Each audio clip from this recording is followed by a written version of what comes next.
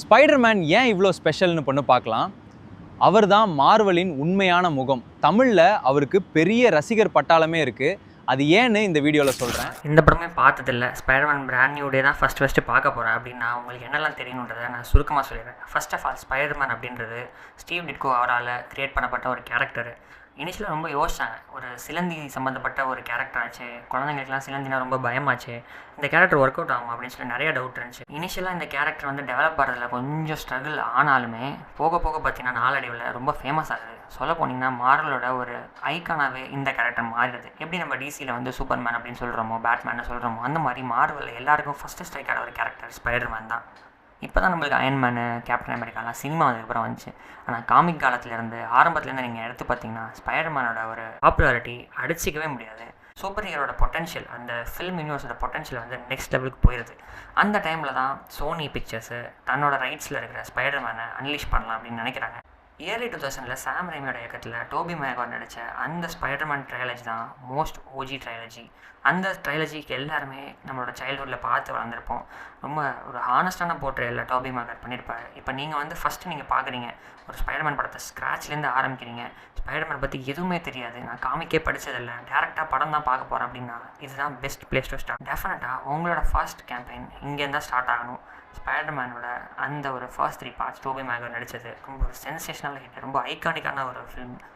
Second part பற்றி சொல்லவே தேவையில்ல, டாக்காக் வில்லனாக வருவார். அந்த பாட்டு இன்னைய வரையும் சரி ரொம்ப ஒரு ஐகானிக்கான ஒரு ஃபில்மாக சூப்பர் ஹீரோ ஃப்ரான்ச்சைஸில் அமைஞ்சிருக்கு. எடுத்து பார்த்தீங்கன்னா ஈஸிலி ஒரு டாப் 10 பெஸ்ட் சூப்பர் ஹீரோ ஃபிலிம்ஸில் ஸ்பைடர்மேன் 2 கண்டிப்பாக ப்ளேஸ் ஆயிரும். ஸ்பைடர்மேன் 2 வச்சு நிறைய கேம்ஸும் வந்துச்சு. நான் இன்ஃபேக்ட் ஒரு கேம் விளாண்டுருக்கேன் ஸ்பைடர்மேன் 2 வச்சு. அந்த கேம் ரொம்ப இன்டெலிஜென்ட்டான கேமு, ரொம்ப எங்கேஜிங்காக இருக்கும். ஒரு ஸ்கூல் டைமில் இந்த எப்போல்லாம் மழை வருதோ அப்போல்லாம் ஸ்கூலுக்கு கட்டடிச்சிட்டு ஜாலியாக அந்த டைமில் கேம் விளாண்ட டைம்லாம் மறக்கவே முடியாது. ஸோ ரொம்ப எமோஷ்னலி அட்டாச்டு கேரக்டராக ஸ்பைடர்மேன் நம்மளுக்கு சைல்டுஹுட்லேயே மாறிடுச்சு. ஸோ அடுத்தது பார்த்திங்க அப்படின்னா ஸ்பைடர்மேன் 3 வருது. ஸ்பைடர்மேன் 3க்கு அப்புறம் கொஞ்சம் டீடைல் ஆகுது இந்த ஃப்ரான்ச்சைஸ். ஏன்னா ஸ்பைடர்மேன் 3 வந்து கொஞ்சம் ஓவர் போட் போயிட்டாங்க. இன்ஃபேக்ட் பார்த்திங்கன்னா அதில் நிறைய சூப்பர் வில்லன்ஸ் இன்ட்ரடியூஸ் பண்ணிட்டாங்க ஒரே ஃபிலிம்லேயே. வெனாம் இன்ட்ரடியூஸ் பண்ணாங்க, சாண்ட்மேன் இன்ட்ரடியூஸ் பண்ணாங்க, அப்புறம் ஈவில் காப்ளின் ரிலீஸ் பண்ணாங்க. ஸோ இதில் என்ன ப்ராப்ளம் அப்படின்னா ஓவர் ஸ்டெப்ட் ஆகிடுச்சு இந்த ஃபிலிம் பேசிக்கலி. இன்னொரு விஷயம் பென்னி இன்ட்ரடியூஸ் பண்ணி அதை வச்சு ஏதாவது கதை கொண்டு போகலாம் அப்படின்னு சொல்லி நிறைய ட்ரை பண்ணதால் பெருசாக இந்த ஃபிலிம் ஒர்க் அவுட் ஆகலை. In fact one of the most important villains of Spiderman வந்து வெனம் தான். வெனம் வந்து ஒரே பாட்டிலே முடிச்சு கட்டினது வந்து நிறைய பேருக்கு ரொம்ப அப்பீலிங்காக இல்லை. ஸோ இந்த ஃப்ரான்ச்சைஸோட கனவு, அதாவது ஒரு 6 வில்லன்ஸ் இருப்பாங்க மெயினாக ஸ்பைடர்மேனுக்கு, சினிஸ்டர் 6 அவங்கள இன்ட்ரடியூஸ் பண்ணலாம் அப்படின்ற பிளான் எல்லாமே மொத்தமாக அறுந்து போச்சு. 6 பார்ட் எடுக்கலாம்னு நினச்சி வந்த சாம் ரேமியை 3வது பார்ட்டோடையே அடித்து வரட்டுறாங்க சோனி. ஸோ அதோடைய டோபி மேகரோட அந்த ஜேர்னியுமே முடிஞ்சு போயிடுச்சு. ஸோ இதுக்கப்புறம் என்ன நடக்க போகுது அப்படின்னு பார்த்தீங்கன்னா நிறைய சேஞ்சஸ் வந்துருச்சு சூப்பர் ஹீரோ வேர்ல்டுக்குள்ளே. இன்ஃபேக்ட் நோலனோட ஒரு கிரேட்டஸ்ட் என்ட்ரி வேறு வந்துருச்சு. நடுவில் டார்க் நைட் வந்துருச்சு. டார்க் நைட் 2லாம் வந்து யாராலுமே மறக்கவே முடியாது. Batman 2 I mean. So one of the greatest films ever made. ஜோக்கரோட அந்த கேரக்டர்ஸ்லாம் வந்து in fact still stands time. So அதுக்கப்புறம் ஸ்பைடர்மேன் பற்றி நம்ம பேசணும் அப்படின்னா அடுத்தது திரும்ப ஒரு ரீபூட் பண்ணலாம் அப்படின்னு சொல்லி சோனி பிளான் பண்ணுறாங்க. ரொம்ப ஒரு டிசப்பாயிண்டான டிசிஷன் தான் டோபி மேகர் ஃபேன்ஸுக்கு. அந்த டைமில் ரொம்ப கஷ்டப்பட்டுருப்பாங்க ஆப்வியஸ்லி. ஸோ அதுக்கப்புறம் யார் அந்த ஸ்பைடர்மேன் 2 நடிக்க போகிறா அப்படின்னு பார்த்தா ஆண்ட்ரூ கார்ஃபீல்டு வராரு. ஆண்ட்ரூ கார்ஃபீல்டோட அந்த ஃபர்ஸ்ட் இன்ட்ரடக்ஷன் வீடியோ யூடியூப்பில் கூட இருக்கும், நீங்கள் தேடி பார்த்தீங்கன்னா ரொம்ப ஒரு சென்சேஷனான வீடியோ.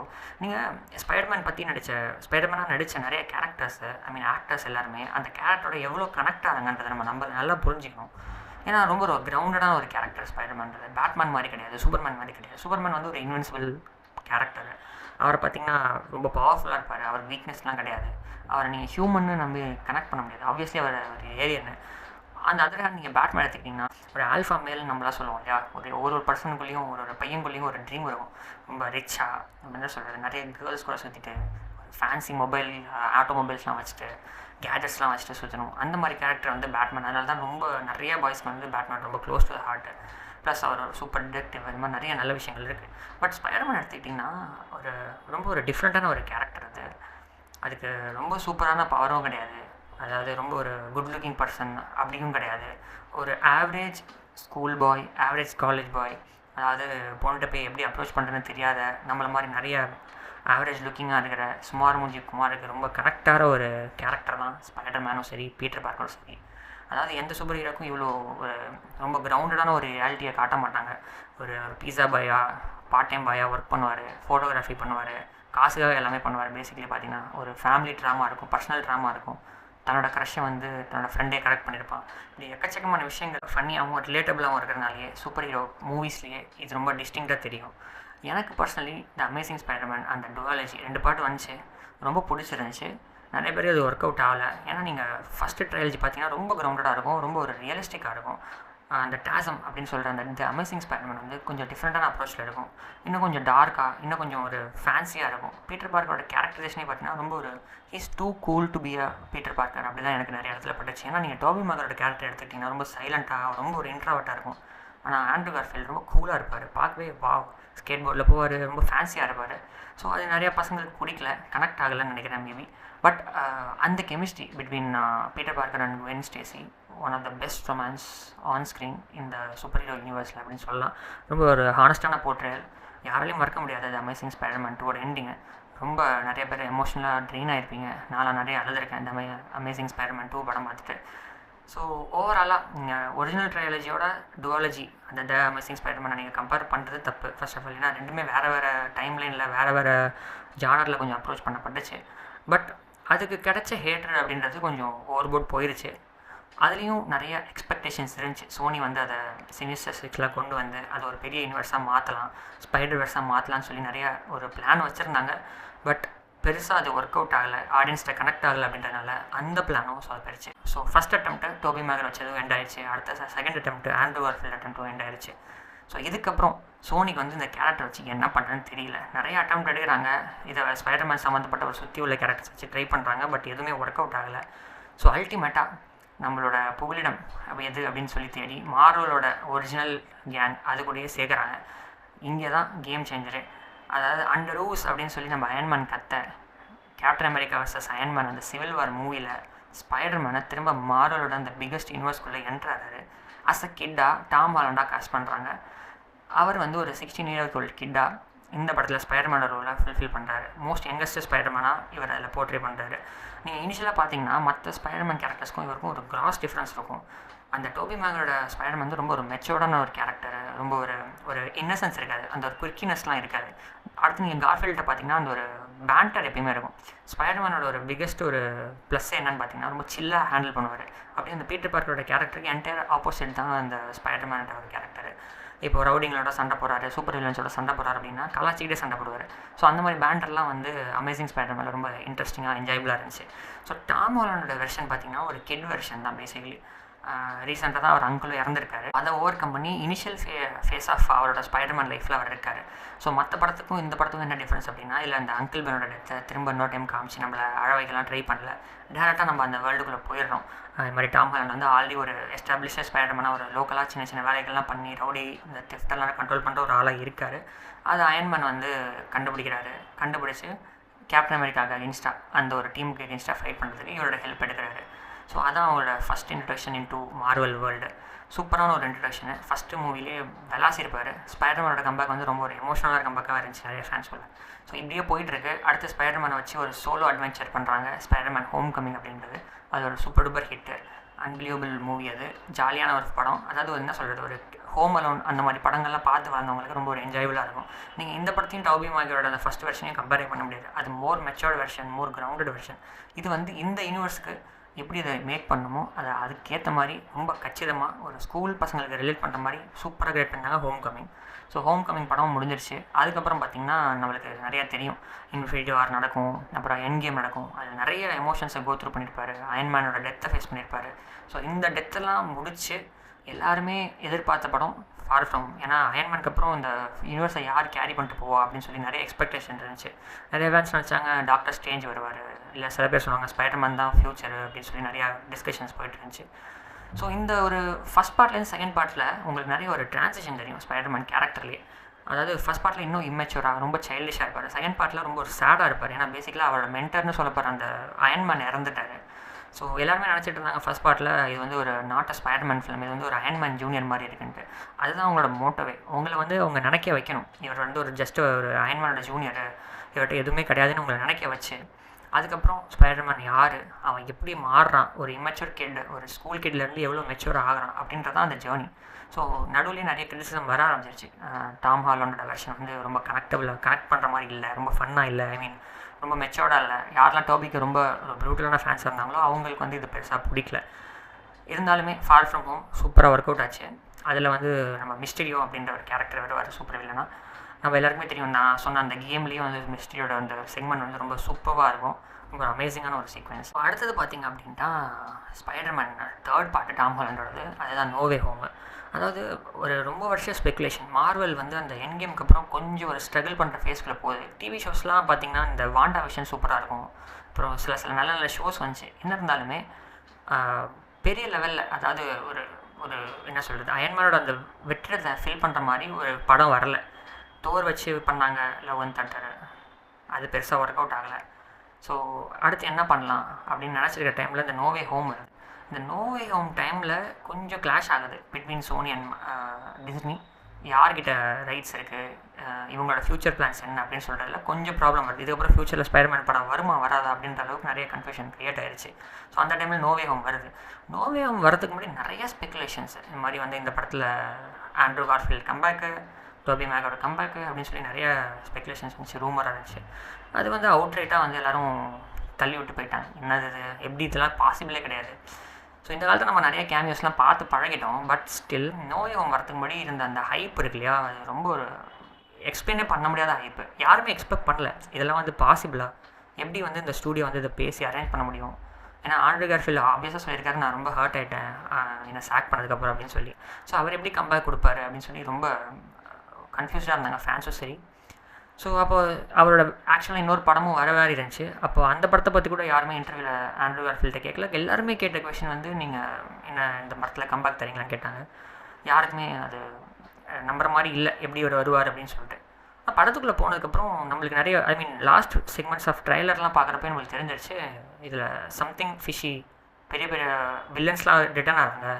ஸோ எனிதிங் இஸ் பாசிபிள்னு சொல்லி நம்மளுக்கு ஒரு லைட்டாக ஒரு ஹோப் தராங்க. கிரீன் கோப்ளினோட ரிட்டன் வில்லியம் டாஃபே வராரு. அதே மாதிரி டாக்டர் ஆக்டோபஸ் வராரு, ஆக்டோவியஸ் சூப்பரான ஒரு ஆக்டர், அவரும் கம்பேக் தராரு. அப்புறம் அமேசிங் ஸ்பைடர்மேனில் வில்லனாக இருந்த நம்ம எலக்ட்ரோ, அவரும் ஒரு கம்பேக் தராரு. அப்புறம் இந்த லிசார்டும் வரதா அப்படின்னு சொல்கிறாங்க. ரொம்ப ஃபேமஸான அந்த 4 சூப்பர் மில்லனும் ஒரு கம்பேக் தராங்கன்றப்போ ரொம்ப ஒரு என்ஜாயபுளாக இருந்துச்சு ஃபர்ஸ்ட் ஆஃப் ஆல் எல்லாருக்குமே. அப்புறம் சாண்ட்மேன் வராருன்னொடனே கொஞ்சம் லைட்டாக எக்ஸ்பெக்டேஷன்ஸ் அதிகமாகுது. பட் இருந்தாலும் ஒரு கன்ஃபர்மேஷன் எங்கேயுமே கிடைக்கல. ஸோ மூவி போயிட்டுருக்கு, சூப்பராக போகுது. நோ வே ஹோமில் உட்காந்தாச்சு, நல்லா போயிட்டுருந்துச்சு. ஒரு அன்பிலியபிள் ஒரு செட்பேக் வருது. ஒரு கீ கேரக்டர் ஆண்ட்மே வந்து ஒரு டெத்தை ஃபேஸ் பண்ணுற மாதிரி ஒரு சுச்சுவேஷன் வருது. ஸோ அதுக்கப்புறம் என்னடா இவ்வளோ பெரிய ஒரு மொமெண்ட்டை கொடுத்துட்டாங்களே, மார்வல் வந்து இப்படிலாம் தருவாங்களே, இவ்வளோ ஹார்ட் ஹிட்டிங்காக இருக்குமான்னு சொல்லி எல்லாருமே ஷாக் ஆகிற டைமில் இந்த சீன் வருது.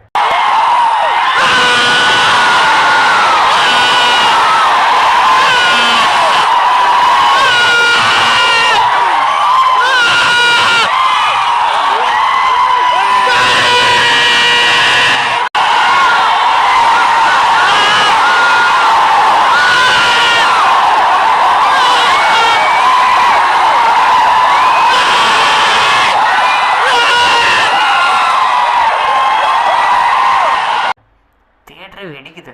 அதாவது எவ்வளோ நல்ல நல்ல படங்கள், இன்ஃபினிட்டி வார், எண்ட் கேம் அப்படின்னு எக்கச்சக்கமான மூமெண்ட்ஸ், தியேட்டர்கள் மூமெண்ட்ஸ் நம்ம மார்வல் கொடுத்துருந்தாலும் nothing can match this moment seriously.